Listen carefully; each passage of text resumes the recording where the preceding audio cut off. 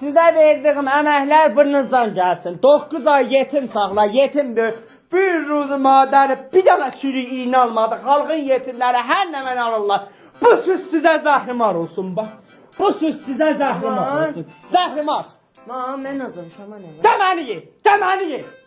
Be sahabın balası. Aman ne yaşıyorsun yine haykıştırıp salsan. Xarabanın için aftafa götürdünüz, xarabanı temizleyeceğim. Alın sen, hadi ben. Bir ruzu madəni, bir dənə mənə çürük bizə almadınız mı? Bir dənə çürük bizə.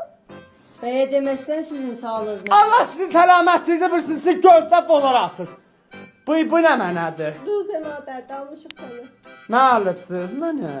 Bu qadar, nə zəhmət çəkmişdi sənə bəlkə. Doymusan ki haykıştırıp Biləm, sizə qurban. Sizin daşınız düşsün o dədəzin başına. Bu belə zindəcanlığımızda bir dənə çürük iğnə almaz. Biz almışız Ruzu da zəhmət. ona əvəzinə sənə söz Sizin daşınız. Ha bala gəşə. Allah. Aha, mənə tapıldı gəldi. Mal diye. Zəhrimar, hə? Çalır.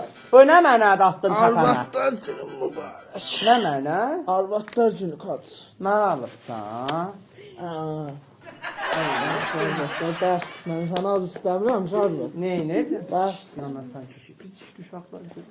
bəs. Neynəydin mənə? Allah tutaydı bir say gətir. Allah səni başımızdan əsir eləmə. Dur, görüm. Sənin pulun yox idi. Mən süt dedim, verməyə gedim, mən göyalım. Bunun pulunu hardan gətirirsən? Tapdım ben Arvat. Sen Hardan gətirirsən? Yox, de görüm bunun pulunu hardan gətirirsən? Senin benim yok. Şu karşının altından götürdüm sen aldın. Mənim pullarımı götürsən. Fərşin altından. Mən fərşin götür ruzum. altından.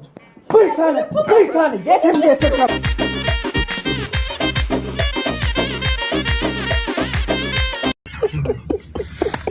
Bunun kimi maraqlı videolar üçün kanalımıza abunə olun və bildirişləri açıq saxlamağı unutmayın.